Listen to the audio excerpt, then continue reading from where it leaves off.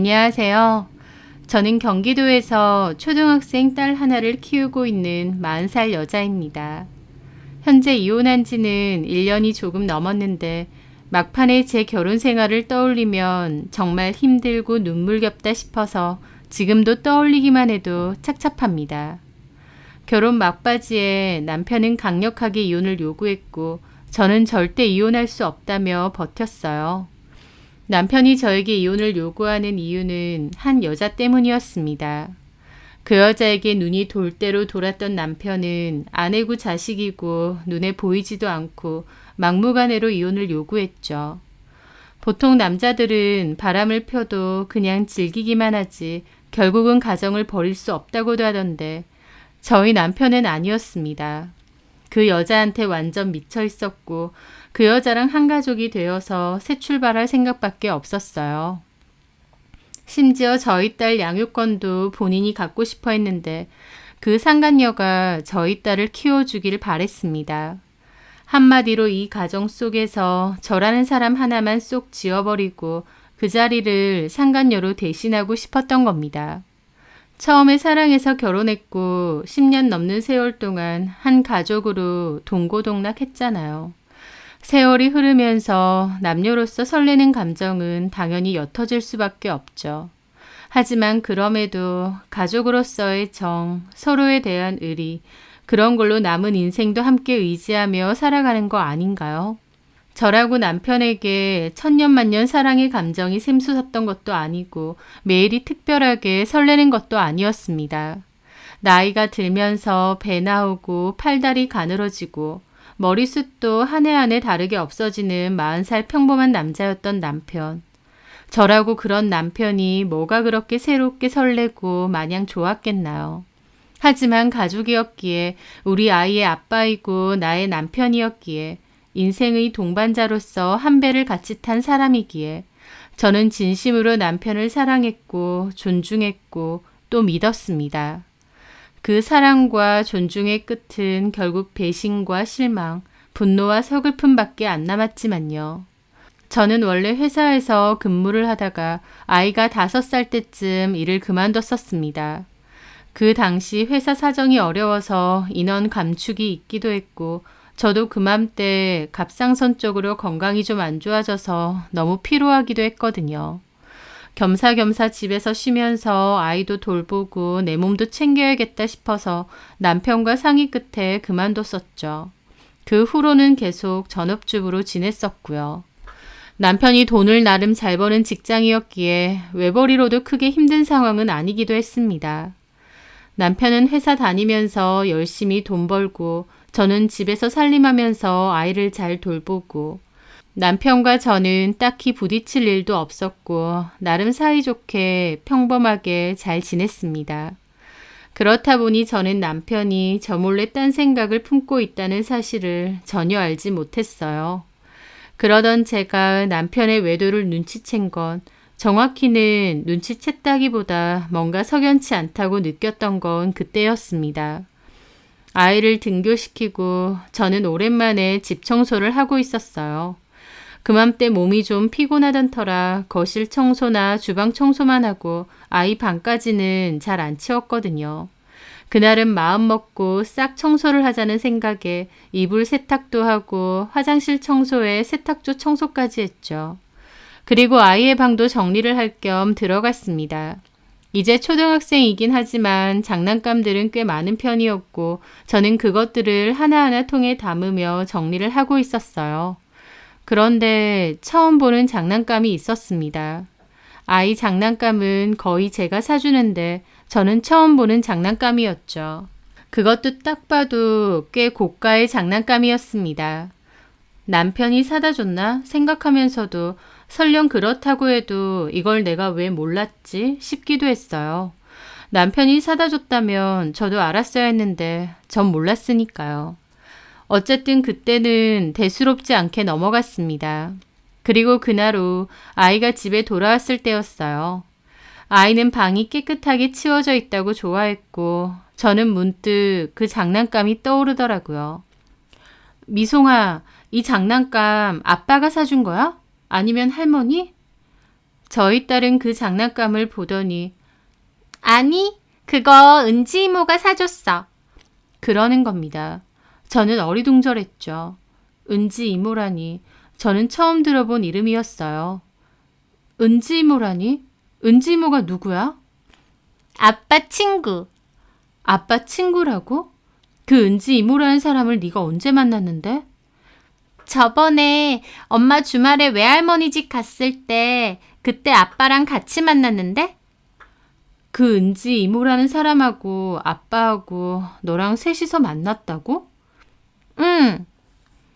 저는 기분이 뭔가 좀 이상해지더라고요. 저는 전혀 알지도 못하는 사람인데 제가 집에 없을 때 남편은 아이를 데리고 그 은지 이모라는 사람을 만났다는 거예요. 이게 뭐지? 싶었고 당연히 기분이 좋지는 않았습니다. 남편이 나에게 말 안 한 게 있구나. 도대체 그 은지 이모라는 사람의 정체는 뭘까 싶었죠. 그리고 그날 저녁 남편에게 물었고 남편은 대수롭지 않게 같은 동네 사는 대학교 친구라고 했습니다. 대학교 친구라고? 오, 동문인데 우연히 만났어. 공원에서. 여기 근처 산다고 하더라고. 우연히 만났다고? 미송이랑 공원에 갔는데 누가 아는 체를 하는 거야. 보니까 은지더라고. 대학 졸업하고는 한 번도 못 봤었는데. 아, 그래? 근데 저 장난감은 뭐야? 마침 점심시간이라서 미송이도 배고프다고 하는 거야. 걔도 밥 안 먹었다고 하고. 그래서 근처 마트 푸드코트 가서 같이 밥 먹었거든? 내가 밥을 샀는데 고맙다고 나오는 길에 장난감을 하나 사주더라고. 미송이 주라고. 남편은 거리낄 것 없이 얘기를 하더라고요. 그래? 근데 왜 나한테 말도 안 했어? 난 그런 일이 있는 줄도 몰랐네.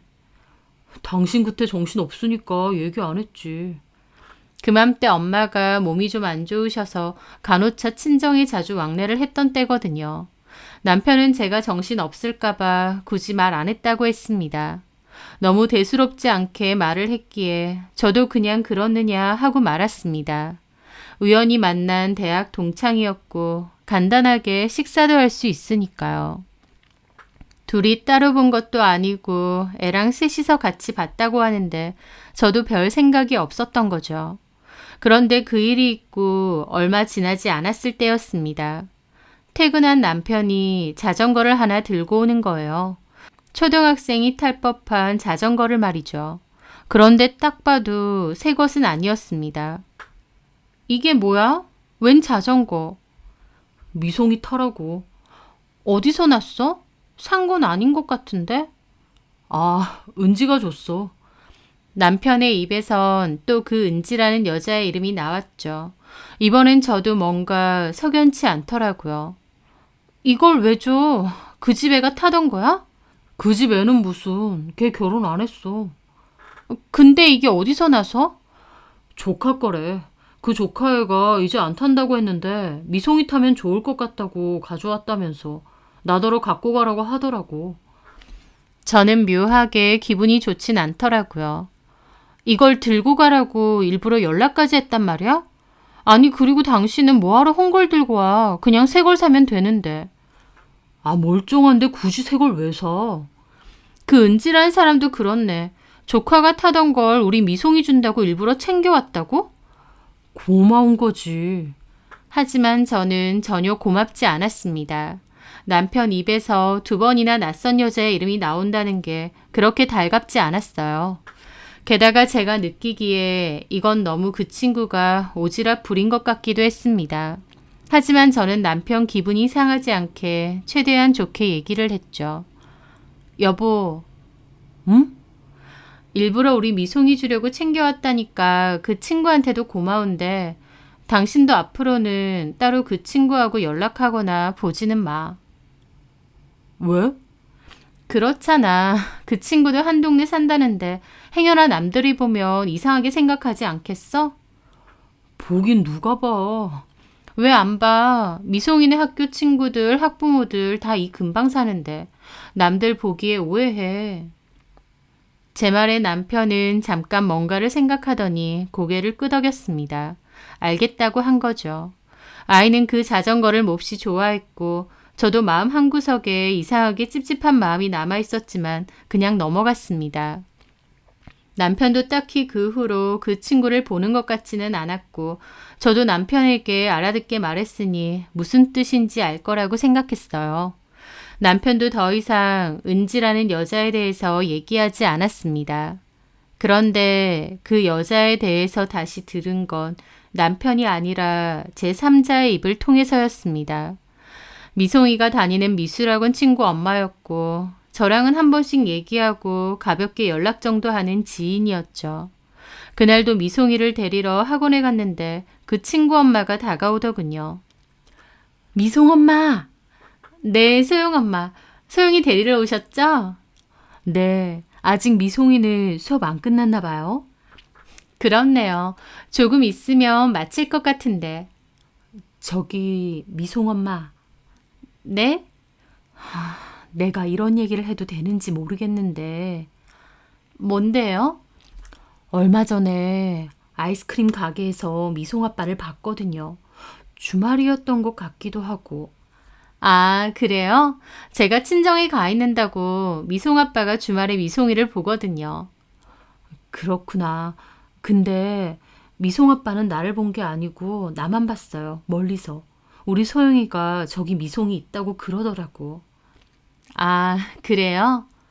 저는 대답하면서도 왜 아는 체를 안 했지 싶더라고요. 그런데 곧이어 바로 말을 하는 겁니다. 아는 체는 못했어요. 왜냐면 미송이 옆에 처음 보는 여자가 있길래. 누구예요? 네? 처음 보는 여자요? 네, 키가 크고 늘씬하고 나이는 살짝 어려 보이기도 하고 그리고 미송 아빠랑 엄청 친해 보이던데. 저는 어리둥절하더라고요. 아이한테도 남편한테도 듣지 못한 얘기였으니까요. 아는 체 할까 하다가 그냥 말았는데 미송 엄마도 아는 사람이죠? 그런데 그 순간 이상하게도 머릿속엔 그 은지라는 여자가 떠오르더라고요. 아, 아마 남편 친구인 것 같아요. 이 동네 같이 살거든요. 아, 그래요? 미성 엄마도 아는 사람이구나. 그럼 됐죠, 뭐. 하긴, 아는 사람 다 있는 동네에서 미송 아빠가 그럴 리가 없지. 그 말이 저는 좀 이상하게 들리더라고요. 보기에 어때 보이던가요? 그냥 뭐 친해 보이고 근데 옆에 우리 남편도 있었거든요. 남편은 그 여자가 미송 엄마인 줄 알더라고요. 네? 모르는 사람이 보기엔 무슨 한 가족처럼 보이기도 해서. 저는 기분이 확 상했습니다. 친구 엄마에겐 그냥 나도 아는 지인이라고 대강 둘러댔지만 기분은 너무 안 좋았죠. 제가 분명히 동네에서 그렇게 다니지 말라고 했는데 제가 집을 비운 사이에 또 그랬던 겁니다. 저는 마침 수업을 마치고 나온 미송이를 데리고 집으로 가면서 물었어요. 미송아, 저번 주말에 아빠랑 아이스크림 먹으러 갔어? 응. 거기서 또 은지 이모라는 사람 만났어? 어. 근데 왜 엄마한테 얘기 안 했어? 은지 이모가 강아지를 데리고 왔는데 너무 예뻐. 이름이 배추랬나? 근데 배추가 너무 귀여워서 같이 놀았어. 근데 엄마한테 얘기하면 다음엔 배추랑 못 논다고 하던데. 누가? 아빠가. 그래서 그냥 말 안 했는데? 저는 그 말에 입이 뜨악했습니다. 몰래 만난 것도 모자라 애한테 말하지 말라고까지 했다는 거예요. 저는 그제서야 이게 보통 일이 아니구나 싶더라고요. 남들이 보기에 한 가족처럼 보일 정도로 그 여자와 남편이 가까운 사이구나. 그리고 나한테 거짓말을 할 정도로 뭔가가 있구나. 그제야 알겠더라고요. 저는 그날 남편에게 얘기했습니다. 당신 지난 주말에 그 은지라는 친구 또 만났지? 남편은 화들짝 놀라더라고요. 그 놀라는 모습마저도 열받는 겁니다. 내가 분명히 말했지. 그렇게 다니면 남들이 이상하게 본다고. 아니나 다를까 오늘 소영엄마 만났는데 그 여자 누구냐고 하더라. 언제 봤지? 그게 중요해? 당신 왜 그래? 그 여자 누군데 자꾸 다니냐고. 또 우연히 만났다고 할래? 미송이가 강아지 좋아하잖아. 그래서. 미송이 핑계 그만 대. 당신 왜 이래? 그 여자랑 무슨 사이야? 무슨 사이라니. 그런 거 아니야. 그럼 당신 핸드폰 좀 줘봐. 내가 직접 확인해 보게. 그 말에 남편은 정색을 하더라고요. 무슨 핸드폰? 남의 핸드폰을 왜 보는데? 하더니 자리를 피해버리는 겁니다. 저는 남편이 너무 의심스러웠고 제가 모르는 뭔가가 분명히 있을 거라고 생각했습니다. 하지만 그 후로 남편은 핸드폰을 늘 소지하고 다녔어요. 행여나 제가 볼까 말이죠. 저는 남편의 그런 행동 때문에 더욱 의심이 생겼습니다. 저는 남편의 폰을 호시탐탐 노리고 있었는데 그러던 어느 날 남편은 회식을 갔다가 늦게 들어온 날이었어요. 술에 취한 남편은 옷만 대강 벗어놓고 바로 잠이 들었고 저는 기회는 이때다 싶어서 남편 폰을 몰래 뒤져보기 시작했습니다. 그런데 은지라는 이름으로 아무리 검색을 해도 별로 나오는 게 없었어요. 하다못해 그 여자가 자전거 가지고 가라고 했으니 통화한 내역이라도 있어야 될 텐데 없었죠. 남편이 다 지웠나 싶었고 더욱 의심이 커져갈 무렵 카톡 대화방 중에서 좀 낯선 대화를 보게 되었습니다. 함과장이라고 되어 있어서 그냥 봐서는 회사 사람 같았는데요. 마지막 대화 내용이 잘 입을게 고마워 였거든요. 회사 동료인데 뭘 잘 입는다는 말인가 싶어서 그 대화 내용을 보는데 입이 뜨악했습니다. 회사 동료가 아니라 그 은지라는 여자였어요. 남편은 제 눈을 피해 이름을 바꿔서 저장한 거였죠. 미송이가 자전거 좋아하느냐, 다음에 자전거 같이 타러 가자는 얘기도 있었고 네 덕분에 힘이 난다, 보고 싶다, 언제 볼 수 있느냐 등등 그 대화는 절대 보통 친구 사이 같지는 않았습니다. 드디어 덜미를 잡혔구나 하는 생각과 동시에 극도의 분노와 슬픔이 같이 찾아오더라고요. 아니길 바랬는데 정말이구나. 정말 은지라는 여자랑 그렇고 그런 사이구나 라는 것을 깨달았으니까요. 남편은 그 여자에게 정말 많은 선물을 줬다는 것도 알게 되었습니다. 그 여자는 남편이 선물을 주면 인증샷처럼 찍어서 보내주는 것 같았어요. 그 사진에는 고가의 옷도 있고 시계도 있고 가방도 있고 저한테는 생일이라고 해도 꽃다발 한번 제대로 준 적이 없는데 그 여자한테는 꽃다발도 무진장 보냈더군요. 고가의 옷이나 가방, 신발 외에도 기프트콘도 보내고 필요한 거 사라고 용돈까지 보내고 그걸 보는 저는 기가 막혀서 헛웃음이 나오면서도 눈에서는 눈물이 쉴 새 없이 흘렀죠. 그 감정은 겪어보지 못한 사람은 절대 모를 겁니다. 그리고 그 대화 내용으로 유추해보니 남편의 대학 동창도 아닌 것 같았어요. 대학 동창이 아니라 그냥 오픈 채팅으로 만난 것 같았죠. 그런데도 어떻게 남편은 눈 하나 깜짝 않고 거짓말을 할 수 있을까? 내 남편이 그렇게까지 뻔뻔할 수 있는 인간인가? 참 놀랄 것도 많더라고요. 그런데 가만 보니 남편은 그 여자에게 수많은 선물과 돈까지 보내주면서도 만나는 건 그렇게 자주 만나는 것 같지는 않았습니다. 미송이를 데리고 두어 번 만났고 따로도 몇 번은 본 듯한데 기본적으로 남편이 보자고 하면 그 여자가 이런저런 핑계를 대며 약속을 잘 미루는 듯 했죠. 남편은 보고 싶다고 아주 난리를 치고 있고요. 제가 보기에 그 여자가 저희 남편을 아주 갖고 노는 듯 했습니다. 그러면서 원하는 건 다 얻어내고요. 뭐 이런 게 다 있나 싶고 저는 함과장을 검색해서 그 여자의 연락처를 알아냈습니다. 그리고 이 여자의 집 주소는 어떻게 알아야 하나 고민하는데 지금 뭐 하는 거야? 난데없이 남편의 목소리가 들리더군요. 저는 작은 방에서 몰래 폰을 보고 있었는데 남편이 문을 확 연 거죠. 아까 분명 잠에 골아 떨어져 있었는데 그새 잠이 확 달아난 얼굴이었습니다. 그리곤 자기 폰을 확 낚아채는 거예요. 왜 남의 폰을 뒤져봐? 미송이 깨 입 다물어. 뭐? 입 다물어? 그래. 뭐? 함가장? 지랄을 하네. 그 말에 남편도 움찔하더라고요. 이름 바꿔 저장했다고 제가 못 찾을 줄 알았나요? 대학 동창은 개뿔. 너 그년이랑 오픈 채팅에서 만난 것 같던데? 너 그런 것도 해? 미쳤어? 애 아빠라는 사람이 잘하는 짓이다.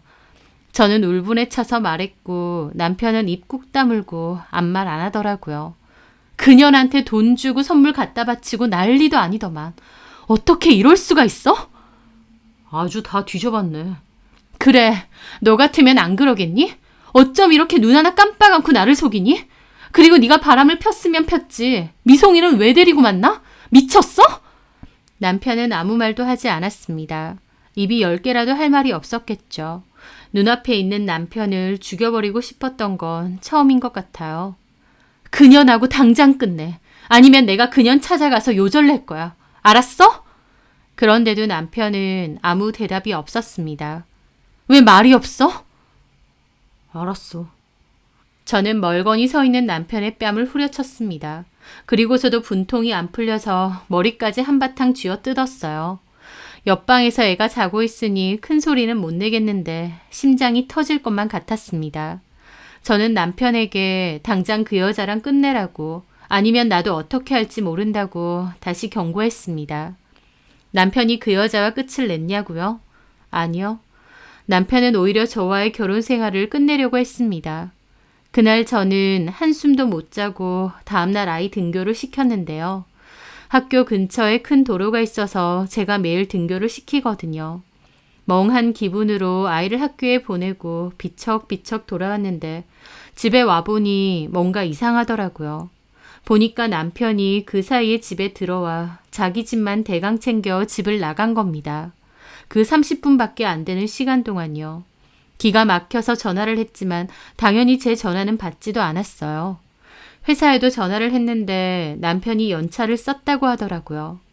미치고 팔짝 뛰는 심정이었는데 그 여자 번호가 생각나는 겁니다. 그 여자에게 바로 전화를 걸었는데 남편이 얘기를 해둔 건지 제 전화는 받지 않더라고요. 그렇게 남편은 가출을 했는데 이틀 뒤에 문자 하나 보내는 겁니다. 이혼해줘. 우리의 인연은 여기가 끝인 것 같다. 라고요. 저는 당장 전화 받으라고, 아니면 그년 집 어떻게든 찾아내서 가만 안 둘 거고 시댁과 회사에도 다 얘기할 거라고 했습니다. 그제야 남편은 전화가 왔죠. 남편이 여보세요 하자마자 온갖 쌍욕은 다 퍼부었던 것 같습니다. 저도 제정신이 아니었죠. 남편은 무슨 이혼 무쇠 마냥 이혼해달라는 소리만 하는 겁니다. 미쳐도 단단히 미쳤네. 어떻게 이렇게 미쳐? 네 딸은, 우리 미송이는 어쩌고? 미송이는 내가 키울 거야. 뭐? 개소리도 작작해. 네가 뭘 잘했다고 미송이를 네가 키워? 너 일 안 하고 있잖아. 뭐 해서 미송이를 키울 건데? 웃기지 마. 다 떠나서 나는 일단 너랑 이혼 안 할 거야. 내가 미쳤다고 네가 원하는 대로 이혼해 줄까? 좀 그러지 마라. 너랑 나랑 사이 이미 끝났잖아. 그 끝을 누가 냈는데? 나는 자다가 날벼락 맞은 거라고. 저는 울분을 토했는데 남편은 꿈쩍도 않고 이혼 결정 내리면 연락 주라고, 그 전까진 안 들어간다고 했습니다. 저는 그 여자 찾아내서 가만 안 둘 거라고 했어요. 그랬더니 남편은 그 여자 털끝 하나 건드려 보라면서 자기도 가만 안 있겠다고 으름장을 놓더라고요. 10년 넘게 산 와이프에게 상간녀 털끝 하나 건드리면 가만 안 있겠다니. 너무 기막히고 비참한 심경에 눈물이 앞을 가렸습니다. 어떻게 저한테 이렇게까지 상처를 줄 수 있는지. 저는 그 길로 시댁에 가서 얘기를 했고 시부모님도 몹시 놀라셨죠. 어머님은 그 상간녀 주소든 뭐든 알고 있으면 내놓으라고 하셨습니다. 가만 안 둔다고요. 저는 연락처밖에 모른다고 했고 연락처는 넘겨드렸어요. 어머님은 단박에 전화를 걸었는데 당연히 안 받더라고요. 저한테는 일단 집에 가 있으라고, 덕현이랑은 잘 얘기해 보겠다고, 그 여자한테 잠깐 어떻게 된 것 같다고 하셨어요. 저는 그렇게 산 송장처럼 집으로 돌아왔고 저희 여동생에게 전화해서 이 사실을 다 얘기했습니다. 여동생도 어떻게 형부가 그럴 수 있느냐며 놀라더라고요. 그리고선 저희 집에 찾아왔습니다. 일단 증거는 있으니 그 여자 상간소송부터 걸자고 했어요. 자기가 믿을 만한 변호사를 찾아보겠다고 하면서요. 그렇게 이틀 뒤 저는 여동생과 변호사 사무실에 가서 상담을 받았습니다. 이혼도 원하시냐는 질문에 이혼은 안 할 거라고 했어요. 남편이 원하는 대로 해주기 싫었고 아이도 너무 걸렸거든요. 그렇게 상간소송에 대한 상담만 받고 집으로 돌아와 남편에게 문자를 보냈습니다. 그년한테 상간소송 걸 거다. 상간소송은 여러 번 걸 수 있다는데 어디 두고 보자. 내가 할 수 있는 대로 끝까지 할 거야. 라고요. 그거 보내니 단박에 전화가 오더군요. 무슨 상간소송을 걸겠다는 거야? 이제야 연락을 하네? 야, 이 비겁한 인간아. 네가 사람이니? 상간소송 취하해. 지랄을 한다. 내가 왜? 할 수 있는 건 다 할 거야. 어디 두고 봐. 아, 진짜 왜 이래? 정신 좀 차려. 너야말로 정신 차려. 누가 누구더러. 일단 들어갈게. 들어가서 얘기하자. 남편은 제가 내연녀에게 상간소송 건다고 하니 똥줄이 타 집에 들어온다고 했습니다. 그 여자가 소송 당하는 게 그렇게 걱정되나 싶어서 마음이 더 처참해지더라고요. 저는 어머님도 불렀어요. 그날 저녁 아이는 동생에게 맡기고 어머님과 집에 있는데 남편이 들어왔죠. 남편은 어머님이 같이 있으니 움찔하고 놀라더라고요. 엄마 왜 불렀어?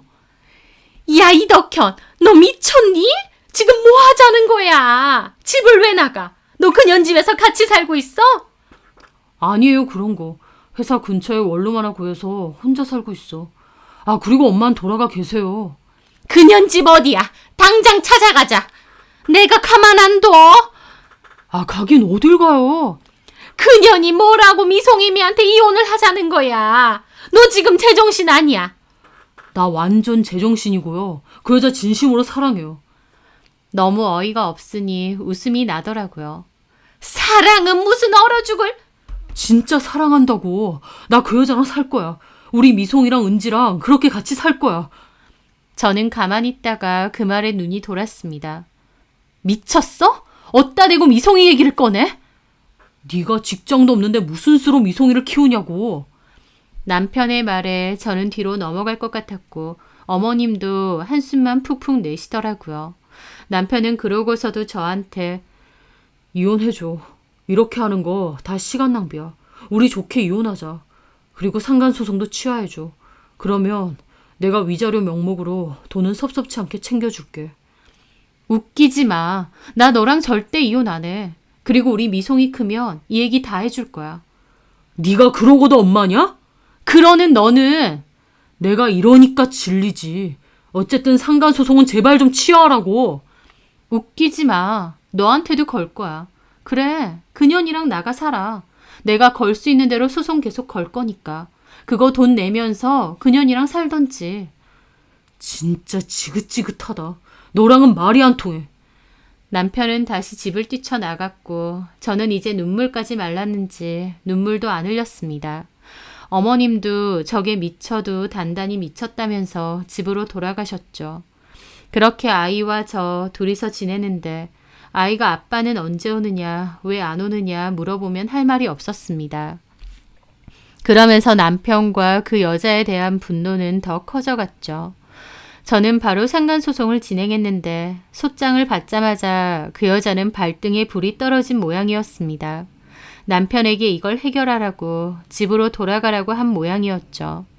남편은 다시 집으로 돌아왔는데 저랑은 철저하게 남남인 양 지내면서 이혼과 상간소송 취하만 요구하는 겁니다. 저 역시도 남편을 투명인간 취급하면서 살았고 제 뜻은 변함이 없었어요. 이혼도 안 할 거고 상간소송은 계속 할 거라고요. 하지만 사실 저도 속마음은 변하고 있었습니다. 겉으론 아무렇지 않아 보였을지 몰라도 매일 피가 마르는 기분이었고 스트레스가 엄청났어요. 그냥 이혼하고 갈라서고 싶었죠. 하지만 남편이 양육권을 못 준다 어쩐다 하는 소리 때문에 저도 섣불리 이혼한다고 할 수가 없었습니다. 다른 건 몰라도 아이만큼은 절대 뺏길 수 없었죠. 저는 상간소송 진행 중에 변호사를 만나 이런 얘기를 했고 그 변호사가 저에게 그러더군요. 남편분이 그 여자를 많이 사랑할수록 저한테는 유리해진다라고요. 네? 보통 바람 피는 사람들 유형이 두 개인데요. 하나는 바람을 펴도 이혼은 절대 하기 싫어하는 유형이 있고 또 다른 유형은 상간자에게 푹 빠져서 배우자와 이혼을 간절히 원하는 유형이 있어요. 후자일 경우 당연히 조건에 대한 협상은 더 쉬워질 수밖에 없습니다. 아이러니하게도 남편이 그 상간녀를 더욱 사랑해야 이혼을 하더라도 제가 원하는 조건을 잘 얻어낼 수 있다는 거였어요. 변호사가 보기에도 또 제가 보이게도 남편은 후자였습니다. 그 여자에게 푹 빠져 있었고 저와 이혼하고 그 여자와 새살림 차릴 생각밖에 없었으니까요. 그 변호사의 말처럼 급했던 남편은 급기야는 저에게 살던 집을 주겠다는 소리까지 했어요. 이 집 대출이 좀 남아있긴 하지만 그래도 시세 괜찮은 거 알지? 솔직히 재산 분할 해봤자 잘 나와도 반반이야. 근데 당신이 이혼해주고 상간소송도 다 취하하고 애 포기하면 이 집 당신한테 넘길게. 웃기지 마. 자꾸 미송이 건들지 말고. 무슨 대단한 부정이 있어서 자꾸 애를 키운다는 거야? 너같이 불순한 사상을 가진 아빠한테 미송이를 키우게 할 것 같아? 이 정도면 정말 많이 포기하는 거야. 포기는 개뿔. 그년이 그렇게 좋아? 좋아, 사랑해. 저는 그렇게 좋으면 가라는 소리가 치밀어 오르더라고요. 그때는 화를 냈지만 그날 저녁 남편의 제안을 많이 생각해 봤습니다. 그 여자에게 눈이 돈 남편은 이 집을 주면서까지 그 여자랑 재혼하고 싶다는 거였어요. 남편 말 맞다나 설령 이혼을 한다고 해서 운 좋게 재산 분할을 받는다고 해도 절반이고 위자료 다 합쳐봤자 절대 이 집 값은 안 될 겁니다. 어쩌면 집 준다고 할 때 이걸 받는 게 계산상으로는 제일 베스트였어요. 저는 그래, 집 준다고 하니까 그냥 받아내고 끝내자 마음을 먹었습니다. 저도 너무 정 떨어지고 더 이상 남편 면상도 보기 싫었거든요. 무엇보다 엄마 아빠의 냉전 상태를 아이한테 계속 보여주는 게 걸렸어요. 저는 남편에게 좋다고 집 주면 이혼해 준다고 했습니다. 대신 미송이는 제가 키운다는 것도 합의하라고 했죠. 남편은 끝까지 아이는 자기가 키운다고 했는데 저는 그년이랑 애 낳아서 키우면 되지 왜 자꾸 미송이를 키운다고 하냐고 미송이 생각은 안 하냐고 했습니다. 그 미친 인간은 그 여자랑 미송이랑 셋이서 단란한 가정을 만들겠다는 목표밖에 없는 것 같더라고요. 애엄마는 저인데도요. 이혼해 줄 테니 그년이랑 애 실컷 낳고 살라고 했습니다. 우리 미송이는 건들 생각 말라고 하고요. 남편은 고민하더니 결국 미송이도 포기한다고 했습니다. 이혼하고 본인과 그 여자한테 걸린 상간소송만 취하해달라고 하더라고요. 도대체 얼마나 정신이 나가면 집까지 넘겨준다고 할 정도로 그 여자한테 푹 빠져있나 신기할 정도였습니다. 그렇게 남편과 저는 협의이혼을 하기로 했고 저는 모든 이혼 마무리가 되면 그때 상간소송은 취하해준다고 했습니다. 남편은 급하게 이혼 서류 내고 집 명의도 저한테로 변경했습니다. 최대한 빨리 이혼을 하고 싶어서 몸이 달았더라고요. 그런데 그 와중에 저는 그 여자의 면상이 너무 궁금했어요. 엄청 예쁘기라도 한 건지 도대체 어떤 여자길래 남편이 저렇게 정신을 못 차리나 궁금하더라고요. 그리고 저는 그 여자네 집에 찾아가 보기로 했습니다. 물론 집을 받는 조건으로 그 여자를 절대 찾아가지 않겠다는 조항도 있었기에 직접적으로 만날 생각은 없었어요. 다만 상간소송 과정에서 그 여자가 사는 집 주소는 알 수 있었기에 그 근처에서 어떤 여잔지 얼굴이나 한번 보려고 했습니다. 저는 여동생 차를 타고 그 여자 집 근처로 갔어요. 저희 동네는 아니었고 옆 동네였습니다. 3층짜리 작은 빌라였어요. 저기가 남편이 수시로 드나들던 그 상간녀네 집이구나 생각하니 기분이 참 더럽더군요. 그 여자가 누군지 몰랐기 때문에 무작정 앞에서 기다리는 걸 수도 있지만 왠지 얼굴을 보면 감이 올 것 같기도 했습니다. 그런데 막연히 기다리는데 빌라 앞에는 웬 차 한 대가 서더군요. 거기에 남자와 여자 한 명이 내렸어요. 둘은 연인 사이 같았고 남자가 여자를 끌어안더니 들어가라고 했습니다. 그 여자는 손인사를 하고 빌라 안으로 들어가더군요. 저 여자는 아니겠네. 남자친구가 있는 걸 보니. 묘하게 그 여자가 눈에 띄었지만 저도 여동생과 같은 생각이었습니다. 그런데 꺼져 있던 3층 불이 탁 켜지는 거예요. 그 집은 바로 상간녀네 집이었죠. 저와 여동생은 둘 다 깜짝 놀랐습니다.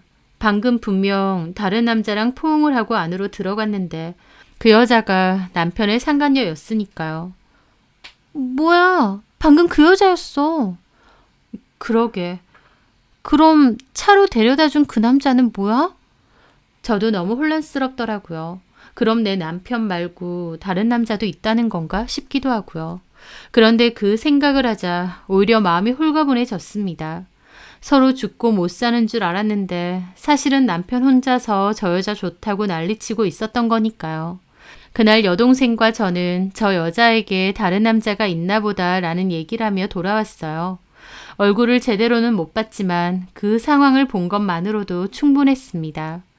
저는 한결 가벼운 마음으로 이혼 절차에 따랐어요.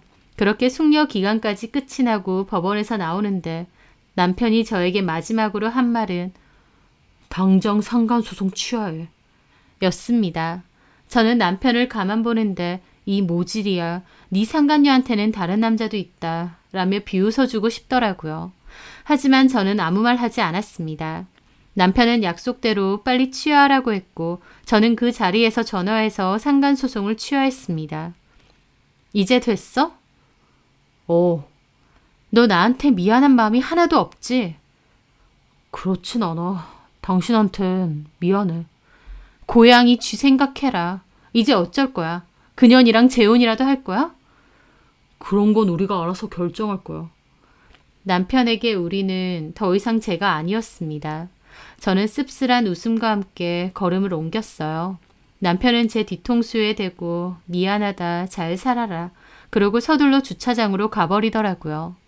모든 이혼 절차를 끝내고 상간녀를 만나러 가는 그 뒷모습이 어찌나 신나 보이던지.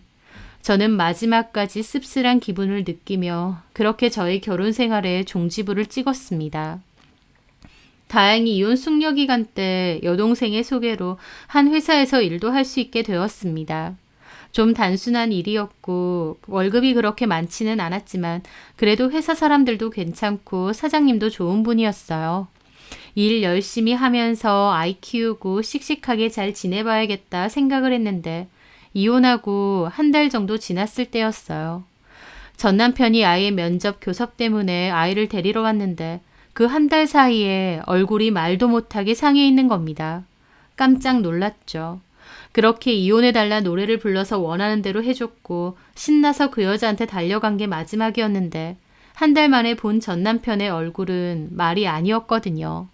하지만 이제 남남이고 내 알 바 아니다 싶어서 아이 데리고 갔다가 내일 꼭 데리고 오라는 말만 했습니다. 하루 자고 오기로 했거든요. 그런데 다음 날 다시 아이를 데리고 온 전 남편이 갑자기 저를 보더니 울먹이는 겁니다. 그리고는 자기가 정말 멍청했고 어리석었다고, 자기가 뭘 놓친 건지 이제야 알겠다고 하면서요. 어처구니가 없었는데 전 남편 하는 말이 아주 가관이었습니다. 저랑 이혼하고 전 남편이 가장 먼저 한 말은 상간 소송부터 취하하라는 거였잖아요. 그 상간녀가 소송 취하 빨리 시키라고 전 남편에게 압박을 엄청 했던 모양이었죠. 저는 약속을 했기에 그 자리에서 바로 취하했었고요. 전 남편은 저랑 헤어지고 그토록 사랑해 죽겠다던 상간녀와의 새 출발에 들떠 있었던 것까지 봤습니다. 시부모님도 제 앞에선 전 남편을 혼내켰지만 아들이 너무 좋다고 하니 그 상간녀를 받아들이기로 한 모양이었고요. 그런데 전 남편의 생각과 달리 이혼을 하고 와도 상간녀는 냉담했다고 했습니다. 그러더니 급기야는 연락을 끊고 잠수까지 탔대요. 그 상간녀네 집에 가보니 이사까지 갔더랍니다. 아예 작정을 하고 잠수를 탄 거죠. 전 남편은 그때부터 상간녀를 찾아다녔대요. 상간녀와 새 출발하려고 저한테 집 주고 아이 주고 그렇게 왔는데 정작 상간녀는 자취를 감춰버렸으니까요. 전 남편은 완전 돌아버리는 기분이었다고 했습니다. 그렇게 그 여자를 찾으려고 뒷조사를 하다가 알게 됐답니다. 상간녀가 다른 남자와 결혼한다는 것을요. 게다가 결혼한다는 남자와 전 남편 말고도 다른 남자가 또 있었다는 것을요. 그러니까 한마디로 결혼할 남자는 따로 있고 전 남편과 그 다른 유부남은 순전히 물주에 불과했던 겁니다. 용돈 주고 선물 주고 하라는 대로 다 해주는 편리한 물주요. 그 여자는 전 남편과 새살림 차릴 생각이 조금도 없는데 전 남편은 그것도 모르고 저랑 이혼해달라 노래를 불렀던 거죠. 그 여자는 결혼할 남자도 있었기에 전 남편은 물주로만 적당히 이용하려고 했던 건데 제가 상간소송을 걸어버리니 곤란했던 겁니다. 결혼할 남자가 알게 될 수도 있으니까요. 그래서 전 남편에게 와이프한테 말해서 상간소송 취하시키라고 그렇게 닥달을 했던 거예요. 그리고 취하시키고 나서는 전 남편과 손절해 버린 거죠. 한마디로 전 남편은 그 여자한테 노란하고 돈이나 실컷 뜯긴 게 전부였던 겁니다. 전 남편은 저한테 그 얘기를 하면서 한다는 말이 그 여자에게 상간소송을 다시 걸어달랍니다. 이혼하고 나서도 걸 수 있다던데 소송 좀 다시 걸어서 그 나쁜 년한테 복수 좀 해달래요. 저는 이게 말인지 방구인지 코웃음만 나더라고요. 내가 왜? 여보, 나 네 여보 아니야. 네 여보 따로 있잖아. 물론 그 여보는 당신을 여보라고 생각도 안 한 것 같지만 내가 그 꽃뱀 같은 년한테 당한 거 생각하면 내가 미쳤어. 돌았던 거야. 이제 알았어? 내가 뭐라고 했어. 너 미쳤고 돌았고 제정신 아니라고 했지. 근데도 상관없다며. 그래도 그년이 좋다며. 10년 넘게 산 마누라고 자식이고 다 내팽개칠 만큼 그 여자가 좋아 죽겠다며. 이혼만 해달라며. 전 남편은 아무 말도 없이 흐느끼더라고요. 됐다. 이제 와서 이런 얘기를 뭐하러 하니? 여보, 정말 잘못했어. 다시 한번 여보라고 해봐. 앞으로 애도 안 보여줄 줄 알아. 나 너한테 정말 많은 기회를 줬어. 가슴이 갈갈이 찢어져도 그래도 우리 미송이 생각해서 돌아오라고 했어.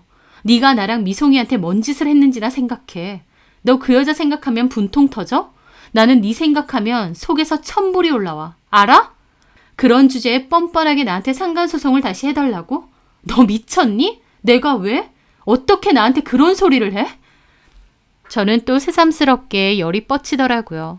어디 저한테 그 여자한테 복수하게 상간소송을 다시 해달라는 망발을 할 수 있나요? 저는 전 남편 얼굴을 보고 있으니 또 화딱지가 났고 그만 돌아가라고 했습니다. 그렇게 전 남편을 쫓아보냈어요. 그리고 곰곰이 생각해보니 여동생이랑 찾아갔을 때 그 여자 집 앞에서 본 그 차와 남자가 떠올랐습니다. 아마 그 남자가 결혼한다는 남자겠죠. 참 능력도 좋구나. 한 번에 3명을 만나고 어이가 없었고 또 결혼한 지 한 달 만에 그 여자한테 버림받고 절절히 후회하는 남편놈의 꼴이 너무 우습고 한심하기도 했습니다. 고작 그런 여자 때문에 가정과 가족을 저버리다니 전 남편한테 딱 걸맞는 결말이었죠. 전 남편은 억울하다고 다시 소송 걸어 달라고 했지만 이미 이혼 전 상간 사실로 인한 소송을 했고 취하도 했기 때문에 다시 재소송을 할 수도 없을 뿐더러 전 남편이 원하는 대로 해주고 싶지도 않았습니다. 그런데 나중에 들은 건 더 놀라운 얘기였어요. 전 남편과 전 시모가 그 여자 결혼식장은 어떻게 알아낸 건지 찾아내서 한바탕 깽판을 부렸다고 했습니다. 결국 경찰까지 왔고 전 남편과 전 시모는 영업방해죄로 경찰서까지 갔다는데 어쨌든 그 깽판 때문에 그 여자와 결혼하려는 남자와 그 식구들까지 다 알게 되었다고 했습니다. 그 여자는 전 남편과 전 시모를 상대로 고소하겠다고 했고 전 남편 역시 그 여자 상대로 꽃뱀짓 한 거 고소하겠다고 했어요. 들으면서도 웃긴 게 둘 다 고소가 성립 안 될 것 같은데 서로 고소하겠다고 난리였죠. 하여튼 거나하게 깽판 친 덕분에 그 여자의 이중생활도 다 탄로가 났다고 생각하니 속이 시원했습니다. 미리 알았더라면 그 결혼식 가서 깽판 치는 거 구경이라도 했을 텐데 아쉽더라고요. 전 남편이 가정까지 쉽게 버릴 정도로 사랑했다던 그 여자와는 완전 원수지간이 되었습니다. 그것만으로도 제 속은 훨씬 시원하고 한결 낫더라고요. 전 남편은 은근슬쩍 재결합 운도 띄우지만 저는 어린 반푼어치도 없다고 딱 잘랐습니다. 저를 어떻게 배신한 인간인데 제가 미치지 않고서야 그 인간을 어떻게 다시 받아주나요? 저한테 얼마나 상처를 줬는데요. 상간녀한테 까이고 나한테 다시 들이댄다고 생각하니 더 열받아서 상종도 하기 싫더라고요. 남편이 이혼을 해달라고 그토록 사람을 괴롭힐 때는 너무 힘들고 괴로웠습니다. 감당이 안 될 정도로 비참하고 슬프고 괴로웠죠. 그때의 저를 생각하면 지금도 가슴이 아프기도 합니다. 하지만 또 한편으론 잘 버텨줘서 고맙다는 얘기도 하고 싶어요. 제 스스로에게요.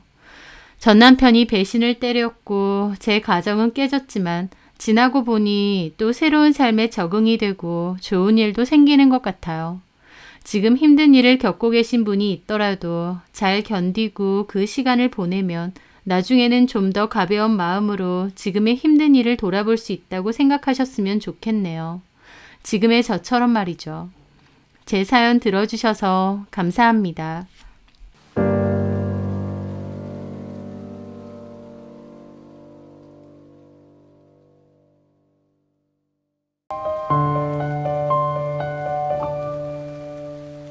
안녕하세요. 저는 눈에 넣어도 아프지 않을 아들을 키우며 프리랜서 그래픽 디자이너로 살고 있는 여자입니다. 작은 작업실 창밖으로 보이는 도시 풍경처럼 제 삶도 이제야 제자리를 찾은 듯한데 불과 몇 년 전까지만 해도 제 인생은 방향키를 잃은 배처럼 위태롭게 흔들렸습니다. 그 모든 혼란의 중심에는 제 남편이 있었죠. 가끔 그 시절을 떠올리면 내가 왜 그랬을까, 왜 그 사람한테 그토록 푹 빠졌을까 하는 자주 섞인 질문을 던지게 됩니다. 3살이나 어렸던 전 남편은 어딘가 불안정해 보이기까지 했는데 그 남자의 어떤 면이 제 마음을 그토록 사로잡았던 건지 모르겠네요. 29, 일 외에는 아무것도 모르고 살았던 저에게 그 남자가 나타났습니다.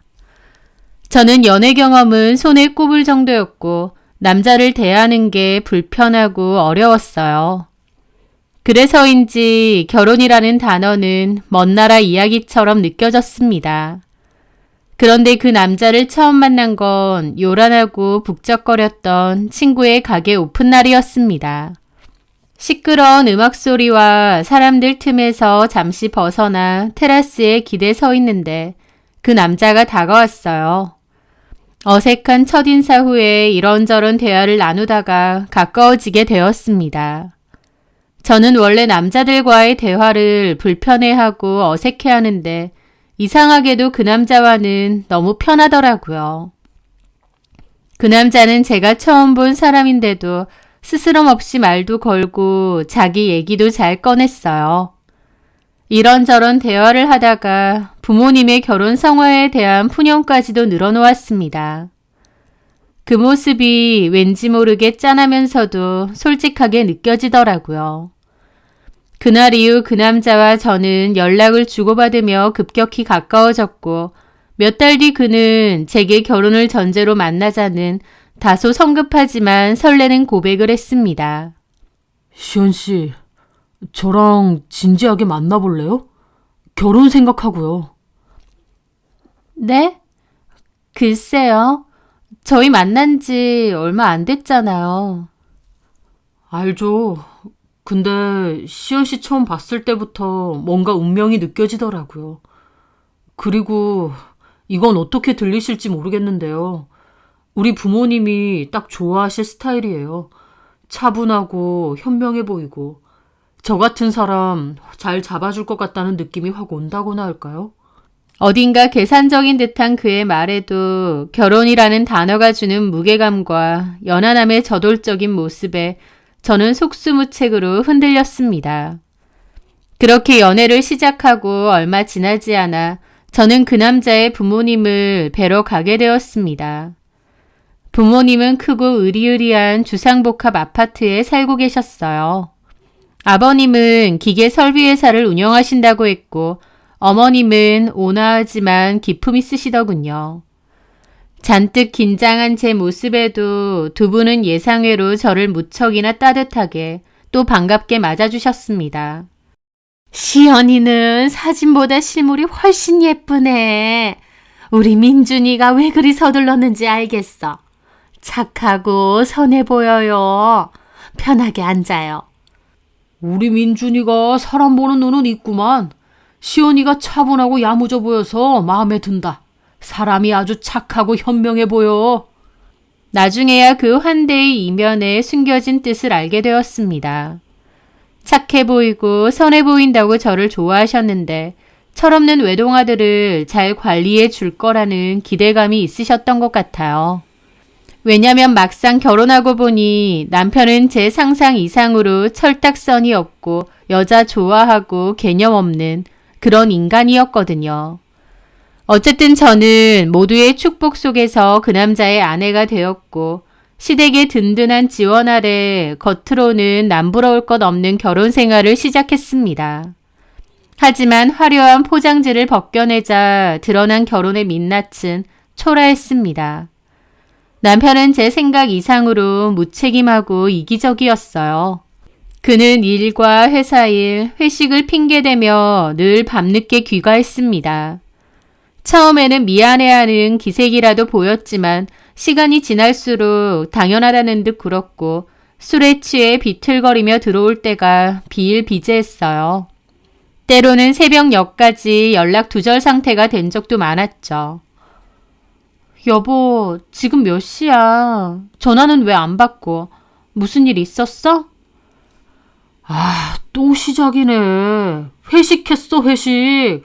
피곤하니까 들들 좀 볶지 좀 마. 그의 반복되는 거짓말과 회피하는 태도에 제 마음은 빠르게 지쳐갔습니다.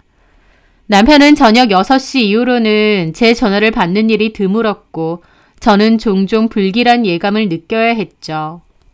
그때 저희는 시부모님의 권유로 임신을 준비 중이었는데 아이가 잘 생기지 않았습니다. 그래서 바로 시험관 시술을 준비하고 있었죠. 병원을 오가며 주사를 맞고 결과를 기다리고 참 많이 힘들었는데 그런 제 옆에서 남편은 조금의 위로나 의지도 되어주지 못했죠. 오히려 그의 무관심과 늦은 귀가는 제 마음을 더욱 병들게 했습니다. 혼자 끙끙 앓던 저는 결국 친하게 지내던 친구 혜미에게 답답한 속마음을 털어놓았습니다. 남편이 정말 일 때문에 바쁜지 아니면 딴짓하느라 바쁜지 알 수가 없다고 하소연했더니 혜미는 뜻밖의 방법을 알려주더라고요. 이럼 어때? 네 전화 안 받으면 바로 다른 사람 SNS 메시지로 연락해보는 거야. 그래도 답이 없으면 진짜 바쁜 거고. 바로 다 보면 알지? 저는 혜미의 말대로 그렇게 해보기로 했습니다. 그날 저녁 예상대로 남편은 제 전화를 받지 않았어요. 저는 떨리는 손으로 혜미의 SNS 계정을 빌려 남편에게 짧은 메시지를 보냈습니다. 안녕하세요 라고요. 뭐라고 답이 올까 심장이 터질 듯 뛰더군요. 그리고 얼마 지나지 않아 제 예상을 확인시켜주는 답장이 도착했습니다. 누구셨죠? 혹시 지난주 라운지바에서 아이디 주고받으신 분인가요? 그 순간 온몸의 피가 싸늘하게 식는 느낌이었습니다.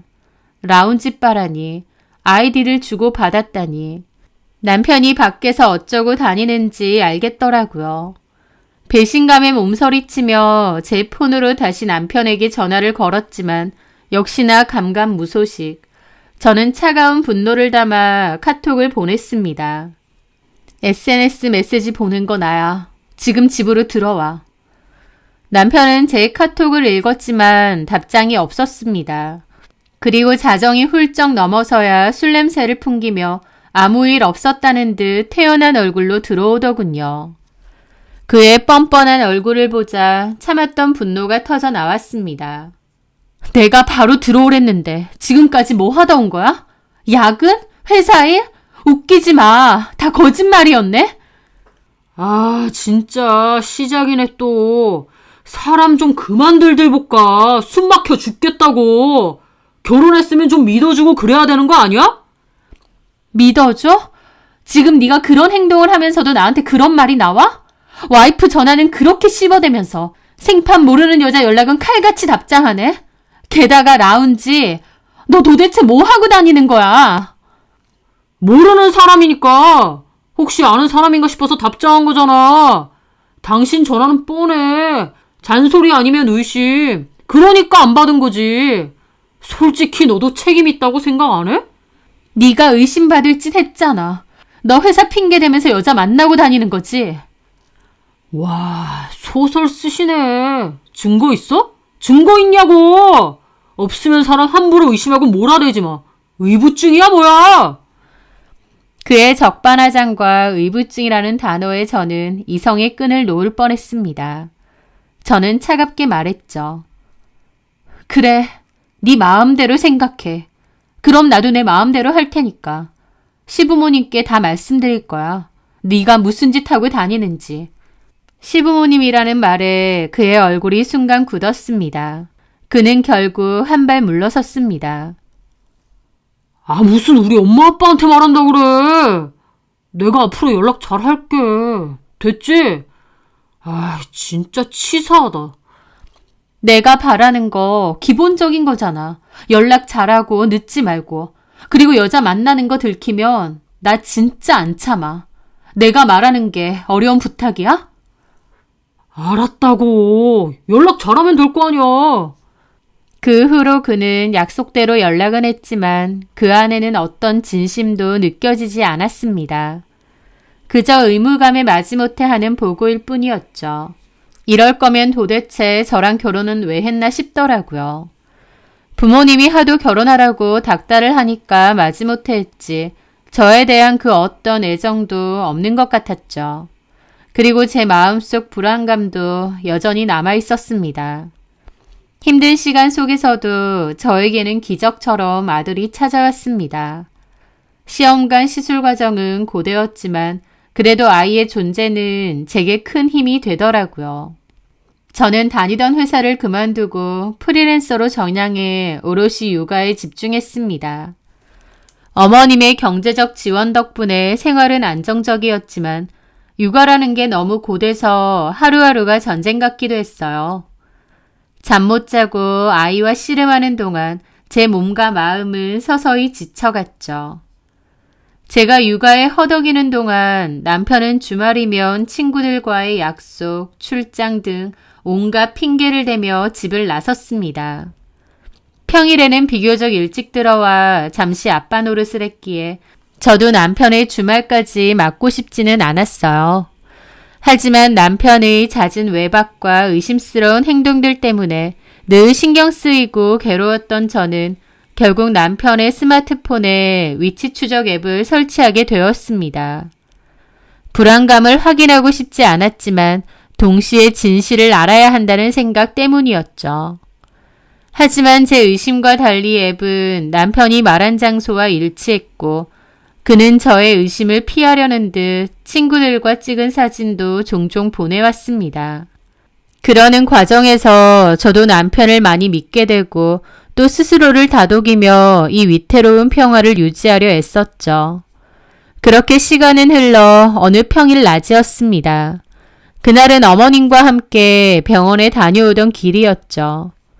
무심코 켠 위치 추적 앱 화면에 찍힌 그의 위치는 회사에서는 살짝 떨어진 교회였습니다. 이상하긴 하지만 외근 때문에 간 건가 생각하며 그냥 말았습니다. 물론 제 직감은 이상했지만요. 그러다 며칠 뒤 예상치 못한 방식으로 남편의 거짓말이 증명되었습니다. 저는 그날 오랜만에 혜미와 만나서 커피를 한잔하고 있었어요. 혜미에게 제가 겪고 있는 고민, 고통 등을 상담했습니다. 내가 정말 의부증인 건지 뭔지 모르겠다고 하면서요. 혜미는 저를 위로해 주더라고요. 그러던 차에 모르는 번호로 전화가 걸려왔어요. 받아보니 어떤 식당의 사장이라고 했죠. 여보세요? 저희가 최민준 씨라는 분의 지갑을 습득해서요. 지갑 안에 신분증이 있더라고요. 어머, 저희 남편 지갑을요? 예, 지갑을 찾아보니 명함이 있어서 그리로 전화를 드렸습니다. 제가 예전에 회사 다닐 때 쓰던 명함을 준 적이 있는데 그게 남편 지갑에 남아있던 모양이었습니다. 저는 가겠다고 했고 위치를 물었죠. 찾으러 가겠다고 하고 그 위치를 검색해봤는데 그곳은 얼마 전 남편의 위치 추적 앱에서 발견된 그 장소인 겁니다. 황당하더라고요. 저는 일단 지갑을 찾으러 가기로 했고 옆에 있던 혜미도 같이 가기로 했어요. 그렇게 혜미를 태우고 그 식당을 갔습니다. 여기야? 그 지갑 주었다는 식당이? 같이 들어갈래? 그런데 혜미는 어색하게 웃더라고요. 아니, 나는 전화가 들어와서 통화 좀 해야 될 것 같아. 볼일 보고 나와. 밖에 서 있을게. 그래, 그럼 얼른 챙겨올게. 그렇게 저는 그곳으로 들어갔어요. 안녕하세요. 남편 지갑 주우셨다고. 그런데 저를 보는 사장님이 어리둥절해 하시더라고요. 저를 처음 보는 분인데 왜 나를 보고 어리둥절해 하시지 싶었죠. 아, 이 지갑 주인 아내분이세요? 네, 제가 이 지갑 주인 아내인데 왜 그러세요? 그런데 저를 의심의 눈길로 보면서 갸웃하는 겁니다. 저한테 전화하셨잖아요. 왜 그러시죠? 아, 저는 전에 식당 같이 왔던 그분이 오실 줄 알았거든요. 그분이 아내인 줄 알고. 네? 아닙니다. 제가 괜한 소리. 지갑 여기요. 사장의 말이 이상하더라고요. 저는 가려다 말고 다시 물었죠. 저기 사장님, 그게 무슨 남편이 누구랑 왔었는데요? 예? 아니에요. 제가 착각했나 봐요. 그러지 마시고요, 사장님. 제 남편이 누구랑 왔었는데요? 여자랑 왔나요? 그 여자랑 부부처럼 보였다고요? 그 말에 사장님은 잠깐 눈치를 보더라고요. 손님 사생활이니까 말을 할까 말까 하는 눈치였죠. 그런데 문득 창밖을 보더니 눈이 동그래지는 겁니다. 어라, 저분도 오셨네. 그때 남편분이 저분이랑 오셨거든요. 라면서 가리키는데 그 가리킴의 끝에는 밖에서 통화를 하고 있는 혜미가 있었습니다. 저는 그 말을 이해하지 못하고 다시 물었죠. 네? 저분 맞아요. 이 지갑 주인분하고 같이 저희 식당 오셨잖아요. 그때 저분이 빨간 옷을 입었나 그랬던 것 같은데 제가 기억력이 좋아서 한 번 본 사람은 잘 안 잊어버리거든요. 손님들도 어지간해선 기억 잘하고요. 저분이랑 남편분이 같이 오셨는데 다 같이 아시는 분인가 봐요. 그러니까 제 남편이 저 여자랑 같이 왔다고요? 예, 솔직히 저는 꽤 다정해 보이길래 저쪽이랑 부부인 줄 알았는데. 그 말에 저는 크나큰 충격을 받았습니다. 머릿속이 하얗게 비는 것 같았죠. 그렇게 저는 얼떨떨한 기분으로 나왔습니다. 혜미는 지갑 찾고 나왔냐고 묻는데 저는 어색하게 고개만 끄덕였죠. 그리고 집으로 돌아가는 길에 혜미를 힐끔거렸습니다. 혜미랑 내 남편이? 그게 말이 되나 싶고 어이가 없었습니다. 사장님이 뭘 잘못 보셨나 싶기도 한데 빨간 옷이라고 하니 혜미가 즐겨 입는 옷이 생각도 나는 거예요. 그럼 정말 내 남편과 혜미가? 도대체 왜? 언제부터? 기가 막혔죠. 저는 혜미에게 물었습니다. 저기 혜미야. 너 아까 그 식당 혹시 가본 적 있어? 혜미는 놀란 얼굴이더라고요. 그러더니 아니, 그렇진 않은데. 아, 그래. 내가 저기까지 뭐하러 가. 가까운 것도 아니고. 라는데 묘하게 어색함이 느껴지더라고요. 저는 더 이상은 아무 말을 하지 않고 일단 혜미를 내려놓고 집으로 돌아왔습니다. 머릿속이 너무 복잡했죠. 그렇게 저녁에 남편이 왔고 저는 남편에게 지갑을 던지듯 건넸습니다. 이거 어디 있었어? 아무리 찾아도 없어서 씻고 식당에 놓고 갔다던데. 식당 아저씨가 전화 주셨어. 아, 그래. 고맙다고 전화해야겠네. 사장님이 놀라시더라.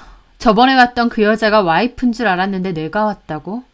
여자랑 거기 갔었나 봐. 제 말에 남편은 짜증스러운 표정을 짓더라고요. 뭔 소리야. 그 사장님은 이상한 소리를 하고 있어. 그냥 직장 동료랑 외근 갔다가 간 건데. 그만 좀 잡았대. 나 그 여자가 누군 줄도 아는데? 제 말에 남편의 얼굴이 삽시간에 굳어지더라고요. 안다고? 혜미잖아. 맞지? 남편은 더 이상 발뺌할 수 없다는 것을 깨달았는지 혹은 변명할 가치조차 못 느꼈는지 아무 말도 하지 않고 가만히 있더라고요. 그런 일 없다고 길길이 날뛸 줄 알았는데 전혀 아니었습니다. 한참이나 굳은 얼굴로 무언가 생각을 하더군요. 그러더니 그래, 맞아. 혜미랑 갔어. 네가 걔 SNS 메시지로 연락했을 때부터. 그때 연락하면서 만나기 시작했어. 뭐라고? 기가 턱 막히더라고요. 남편이 어쩌는지 보려고 혜미의 SNS로 연락했는데 오히려 그 계기로 혜미와 제 남편이 눈이 맞았다는 겁니다. 너 진짜 쓰레기다. 어떻게 와이프 친구랑 네가 인간이야? 이럴 거면 나랑 결혼은 왜 한 거야? 그냥 그러고 네 마음대로 여자 만나면서 살지 나랑 왜 결혼했냐고. 엄마 아빠가 결혼하라고 닥달하니까. 솔직히 말해? 난 네가 조용하고 순해서 내가 뭘 하든 그냥 넘어갈 줄 알았어. 솔직히 이렇게 사람 피곤하게 만들 줄 알았으면 내가 미쳤다고 너랑 결혼하냐? 엄마가 하도 결혼 좀 하라고 닥달했는데 그때 마침 네가 제일 만만해 보였던 것뿐이야. 근데 완전 잘못 고른 거야, 내가. 뭐라고? 너 사람 가지고 노니? 네가 뭔데? 그따위 마음으로 네가 뭔데 나랑 결혼하고 사람을 이 모양 이 꼴로 만들어? 시끄러! 이렇게 된 건 너한테도 잘못 있어. 네가 너무 사람을 질리게 만들었다고. 결국 원인 제공은 네가 한 거야. 내 덕분에. 그리고 우리 부모님 덕에 좋은 집에서 편하게 살았잖아. 그럼 그냥 만족하고 네 역할이나 하면서 살면 되지. 왜 허구한 날 바가지를 긁고 긁기를. 남편의 얼굴에는 일말의 죄책감이나 미안함조차 찾아볼 수 없었습니다. 오히려 제 존재에 대한 짜증과 불만만 가득했죠. 저는 깊은 절망감과 함께 이 관계를 끝내야 한다는 결심을 굳혔습니다. 와, 기가 막힌다. 됐다. 너랑 더 이상 할 말 없어. 그만하자. 나도 네가 이 정도 쓰레기인 줄은 몰랐어. 알았으면 내가 미쳤다고 결혼하겠니? 뭐? 쓰레기? 아니다. 실수다. 쓰레기한테도 미안할 지경이야. 당장 너네 집 가자. 가서 어머님, 아버님한테 네 입으로 직접 말씀드려. 우리 이혼한다고. 원하는 대로 내가 이혼해 줄 테니까. 저는 너무 상처받은 마음으로 저렇게 말했는데 기가 막히게도 남편의 얼굴에는 안도감과 기쁨의 빛마저 감도는 겁니다. 그래, 잘 됐어. 요즘 들어 제일 반가운 소리네. 그래, 내가 가서 시원하게 말씀드릴 테니까 그만 끝내자. 나도 너 생각하면 진절머리가 나. 남편은 마치 큰 짐이라도 벗은 듯 신나서 앞장서서 갔고 저는 제 안에 무언가가 완전히 부서져 내리는 것을 느꼈습니다. 하지만 동시에 저 비열한 남자가 원하는 대로 순순히 놓아주지는 않으리라는 마음이 싹 텄죠. 그렇게 갑자기 시댁에 찾아가게 되었고 늦은 밤 시댁의 무거운 공기 속에서 남편은 이혼을 선언했습니다. 놀란 시부모님이 이유를 묻자 그는 제 탓을 하며 저를 의부증 환자로 몰아가더라고요. 저는 더 이상 참지 않고 그의 외도 사실과 그 외도 상대가 제 친구라는 사실까지도 모두 털어놓았습니다. 그의 철면피 같은 태도에 시아버지의 분노가 폭발했습니다. 아들을 향한 호통과 실망감이 거실을 가득 메웠죠. 너 지금 그게 할 소리냐? 네 잘못으로 멀쩡한 가정을 이징으로 만들어 놓고 네 뒤처리까지 우리더러 하라고? 네가 그러고도 사람이야? 고함 소리가 거실을 쩌렁쩌렁 울렸지만 남편은 눈 하나 깜짝하지 않고 오히려 짜증스럽다는 듯이 받아쳤습니다. 엄마 아빠는 누구 편이에요? 이혼하면 그냥 남남되는 거지. 뭘 그렇게 복잡하게 구세요? 솔직히 엄마 아빠가 하도 결혼하라고 닥달해서 마지못해 한 거지. 저는 결혼할 생각도 없었다고요. 그리고 애 때문에 발목 잡히는 것도 싫고요. 남편의 망발에 거실에는 숨막히는 정적이 흘렀습니다. 시어머니는 작게 비명을 삼키며 입을 틀어막았습니다. 힘들게 얻은 저희 아이를 두고 귀찮다고 말하는 남편의 모습에 저는 더 이상 망설일 이유가 없음을 깨달았습니다. 그동안 시부모님께 받은 정과 어머님의 건강 때문에 희미하게 남아있던 마지막 미련마저 산산조각 나는 순간이었죠. 어머님 아버님도 기막히고도 절망적인 얼굴로 아들을 바라볼 뿐이었습니다. 너 방금 뭐라고 했냐? 네 자식이 귀찮다고? 엄마 아빠는 너를 그렇게 안 키웠는데 너 어디서부터 이렇게 잘못된 거야? 아버님의 말에도 남편은 냉담한 반응이었습니다. 저는 그 속에서 천천히 고개를 들어 어머님을 바라보며 낮지만 단호한 목소리로 말했습니다. 어머님, 정말 죄송합니다. 하지만 저도 이런 얘기 들으면서 이 결혼 유지할 생각 없습니다. 그리고 제가 어머님께 드리기로 했던 약속은 더 이상 지킬 수 없을 것 같아요. 아시다시피 그런 수술은 가족 간에나 가능한 일이라고 하는데 저도 더 이상 이 결혼을 유지할 마음이 없습니다. 제 말의 의미를 깨달은 어머님의 얼굴이 하얗게 질리더라고요. 어머님은 다급하게 제 팔을 붙잡고 매달렸습니다. 시연아, 내가 미안하다. 아들 교육을 잘못 시켜도 단단히 잘못 시켰어. 민준이 저놈은 내가 어떻게든 정신 차리게 할게. 내가 신장 때문에 그러는 거 아니다. 신장 그거 안 줘도 괜찮아. 아무것도 필요 없어.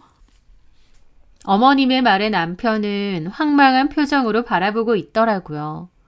네, 저는 사실 어머님께 신장 공여를 하기로 했습니다. 어머님이 신장이 안 좋아서 이식이 필요했고 제가 나서서 검사를 받았어요. 그만큼 시부모님께도 진심이었고요. 어머님도 정말 고마워하셨습니다. 하지만 남편의 행동에 저도 이혼을 결심했고 더 이상 그럴 필요 없다는 걸 알게 되었죠. 남편은 이 심각한 상황 속에서도 여전히 철없이, 아니 잔인할 정도로 아무렇지 않게 다음 말을 내뱉었어요. 아, 이제 알겠네. 그러니까 엄마 신장 공유해주는 것 때문에 이 사람 붙잡는 거예요? 아이 참, 답답하네.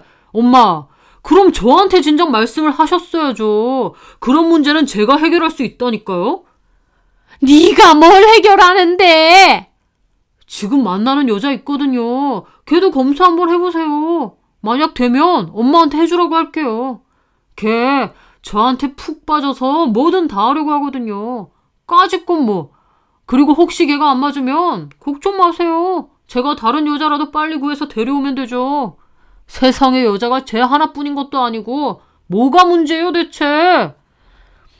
라는데 시부모님도 저도 입이 뜨악했습니다. 남편이 일반적이지 않다는 생각은 있었는데 그 순간 내가 소시오패스 같은 사람하고 결혼했나 싶더라고요. 남편에게 여자는 그냥 자신의 즐거움과 필요에 의한 도구일 뿐이었던 겁니다. 해미조차도요. 그 순간 거실의 공기는 완전히 얼어붙었습니다. 인간의 입에서 나왔다고는 믿기 힘든 말에 저와 어머님 아버님은 아무 말도 할 수 없었습니다. 아버님은 경악과 혐오가 뒤섞인 눈으로 아들을 노려보았습니다. 이 천하의 몹쓸 짐승만도 못한 놈이 그걸 지금 말이라고 하냐? 하더니 갑자기 노여움을 참지 못하고 아버님은 싸대기를 날리셨죠. 어머님도 비명을 지르며 아들에게 달려가서 등짝을 마구 때리셨고요. 네가 사람이냐고요. 저는 그 아수라장이 된 광경을 차가운 눈으로 바라보았습니다.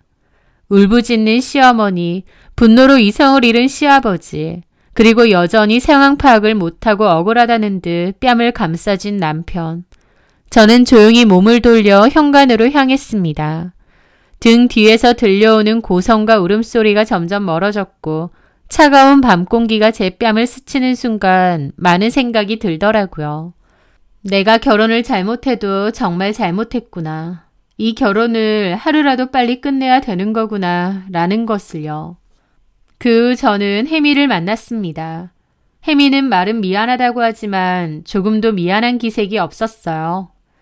자기가 빚이 좀 있는데 돈 많은 남자를 원했고 마침 민준이 눈에 들어왔을 뿐이라며 당당하게 말했습니다. 남의 가정을 파탄낸 것에 대한 죄책감은 전혀 찾아볼 수 없었어요. 혜미야 오랜 친구였는데 혜미가 이토록 뻔뻔한 인간인지 그때 처음 알았습니다. 그 모습은 마치 제 남편과도 비슷하게 겹쳐 보이긴 하더라고요. 저는 상간 위자료 소송할 테니 그런 줄 알라고, 그리고 다시는 마주하는 일 없도록 하자는 말과 함께 그 자리를 떴습니다. 그 후 저는 이혼 절차를 진행했어요. 그 후 어머님이 전화가 왔는데 기어코 남편은 혜미를 데리고 와서 신장이식이 가능한지 검사를 받게 했다더군요. 하지만 혜미의 건강 상태가 안 좋아 이식은커녕 치료가 시급하다는 판정을 받았다고 했어요. 그랬더니 제 남편 놈이 더 볼 것도 없이 혜미에게 헤어지자고 했다더군요. 혜미도 그놈의 돈 때문에 오랜 친구를 배신하고 친구 남편과 놀아났는데 필요가 없어지니 가차없이 버려진 거였습니다. 게다가 혜미는 애초에 빚 때문에 제 남편한테 접근했다고 하지만 상간소송을 당했으니 저한테 몇 천만 원의 위자료까지 갚아야 될 상황이 되었죠. 결국 지무덤 지가 판 겁니다. 어머님은 저에게 그 소식을 전하며 내가 낳은 자식이 어쩜 저 모양이냐며 끔찍하다고 한참을 우셨습니다. 그렇게 저는 협의이혼을 진행했고 남편과 혜미를 상대로 위자료 소송도 진행했습니다. 시부모님은 저에게 미안하다며 소송과는 별도의 위자료도 크게 마련해서 주셨어요. 그 돈은 거절하지 않고 받았습니다. 제 마음고생의 대가인데다 아이를 키울 때 써야 하는 돈이니까요. 그렇게 이혼을 했고 상간소송 판결도 받았습니다. 그런데 어느 순간부터 전 남편은 약속된 위자료와 양육비를 지급하지 않는 거예요. 알고 보니 시부모님이 아들과 거의 의절한 상태라고 하시더라고요. 남편에게 주는 모든 경제적 지원을 다 끊으신 겁니다. 남편은 부모님 돈 믿고 돈 펑펑 쓰고 다니고 본인 월급은 거의 차값에 다 들어가고 있었거든요. 그런데 시부모님이 경제적인 지원을 싹 끊어버리니 하루아침에 빈털터리 신세가 되었던 거죠. 게다가 갑작스러운 이별 통보에 열받은 혜미가 남편의 회사에 찾아와 난리를 쳤고 그 회사 사람들도 남편이 어떤 인간인지 다 알게 되었습니다. 그 둘이 개싸움이 난 거죠. 그 어머님은 저에게 미안하다며 위자료와 양육비를 따로 챙겨주셨습니다. 그리고 어머님은 다행히 다른 친척으로부터 신장이식을 받으셨다고 하더라고요. 그 친척에게 상당한 금액의 재산도 증여했다고 했습니다. 그 일로 전 남편하고 시부모님하고 다툼이 크게 있었던 모양이지만 시부모님은 인간 같지도 않은 아들에게 완전히 마음이 떠나신 것 같았죠. 남편은 부모님에게도 버림받고 회사에서도 잘릴 위기에 처해지고 완전 땡전 한 푼 없이 버려진 신세가 된 겁니다. 남편에게 참 걸맞는 결말 같았죠. 돌아보면 참으로 길고 고통스러운 시간이었습니다. 철없는 남자를 만나 제 마음에 깊은 상처를 입었죠. 하지만 그 상처를 통해 저는 더욱 단단해졌고 무엇보다 소중한 아들을 얻었습니다. 전 남편의 모습은 제게 평생 잊지 못할 반면교사가 된 것 같아요. 이혼 후 혼자 아이를 키우는 삶은 녹록지 않았습니다. 하지만 아이는 건강하고 밝게 잘 커주고 있고 저 역시 디자이너로서 다시 자리를 잡아가면서 제 삶은 조금씩 안정을 찾아가고 있습니다. 전 남편은 다시는 볼 생각 없지만 그래도 전 시부모님과는 좋은 관계를 유지하고 있어요. 최악의 남편이었지만 시부모님은 아이에게 좋은 할아버지, 할머니가 돼주시고 또 저에게도 잘해주셨던 분들이기에 굳이 관계를 끊을 필요는 없다고 생각했거든요. 그토록 좋은 부모님 밑에서도 그런 개차반 자식이 나올 수 있다는 게 참 어이없고도 신기할 따름이네요. 이 글을 쓰면서 지난 시간의 아픔이 다시 떠올라 눈시울이 붉어지기도 했지만 동시에 그 시간을 잘 견뎌낸 제 자신이 대견하게 느껴지기도 합니다. 다시 누군가를 만나 사랑할 생각은 전혀 없습니다. 저도 너무 대인 게 크다 보니 그럴 생각은 안 들어요. 다만 아이와 함께 행복하게 잘 지내려 합니다. 제 사연 들어주셔서 감사합니다.